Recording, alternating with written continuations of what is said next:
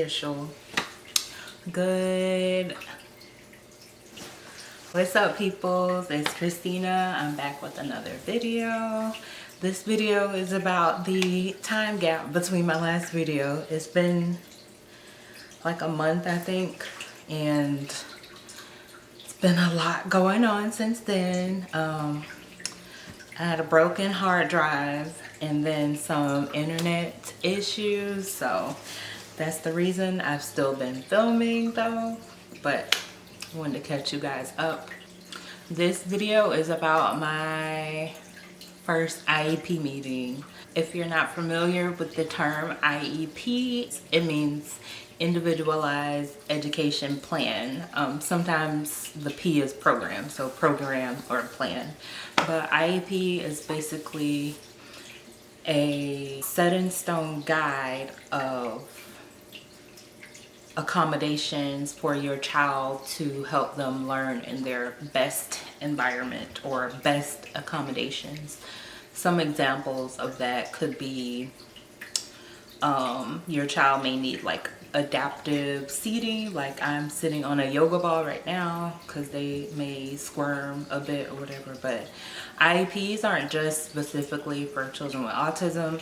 It could be for anyone really that has a deficit in something or a need and they need accommodations. It could be deaf or blind or ADHD, so it varies for what you need it for. An IEP is a legal document. An IEP meeting is a collaboration between you, the parent or caregiver, your teachers, your child's teachers, pretty much anyone that your child will come into contact with, whether they have speech at school, occupational therapy at school. Some kids get ABA therapy at school. You have the cafeteria personnel, front desk, parent liaison, anyone your child comes into contact with, librarian, art teacher, music teacher, all of that. So everybody in the school. Now everybody won't be at that meeting, but whatever is in your IEP, that's going to be the basis for who needs to do what accommodation for your child. So I'm going to pull out one of the boys' IEP paperwork so I can keep track on what I'm trying to say, because it can get a little confusing. So first and foremost, an IEP meeting is a collaborative meeting to figure out what accommodations your child needs and what environment can be best for your child to learn in. So just me being new to this process, it seems like people that have been through this process made it seem like you should be on pins and needles type of thing, but it's really not that. It's collaborative. It's however you want it to go, that's how it will go.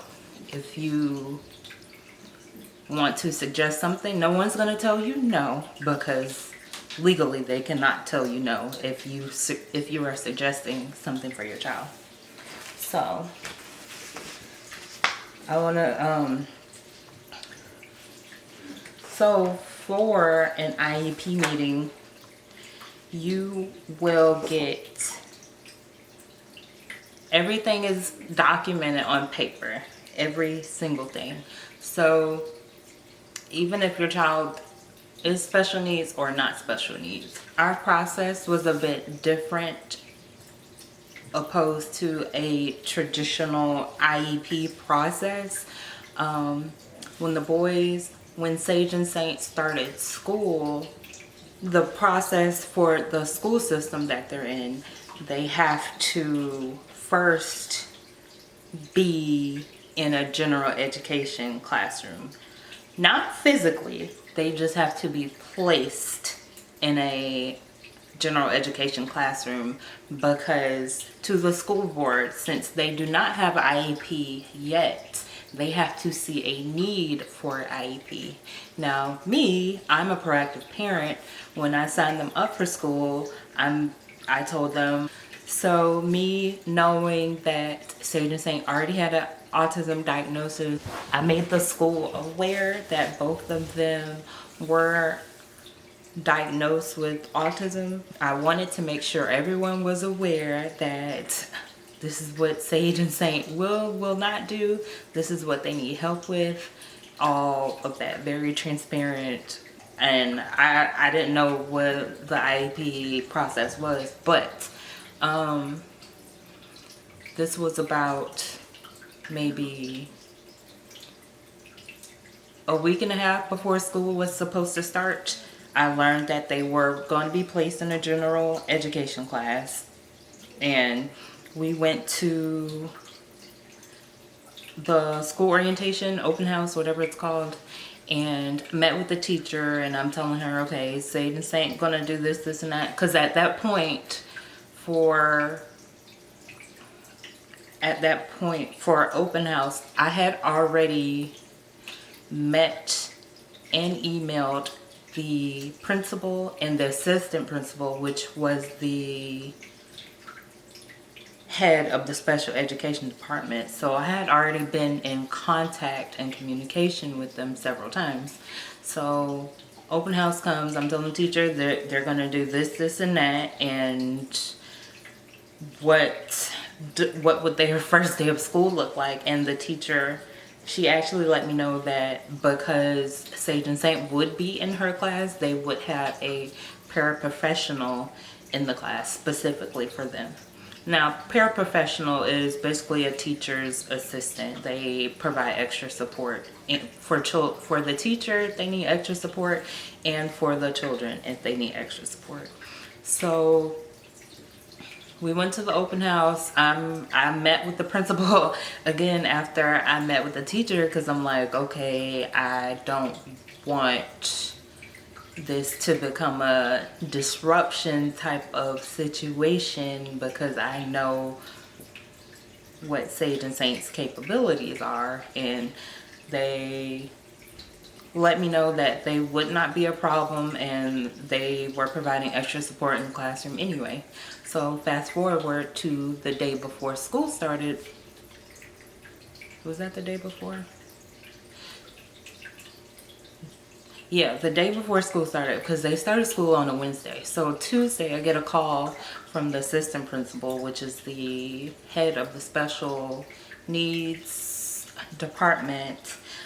She asked me to come in for a meeting at 12 p.m.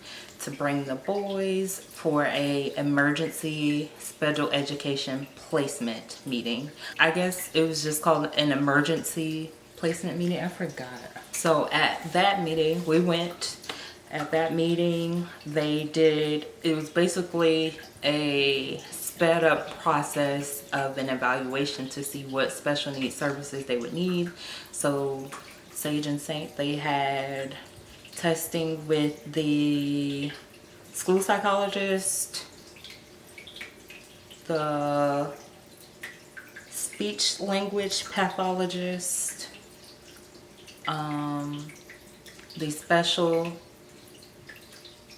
I think it was those two. They were basically testing out what they could do, how they could follow directions. They just, wanted a gross picture of what are we working with here. So from that meeting, they were able to place them in a special education classroom effective immediately.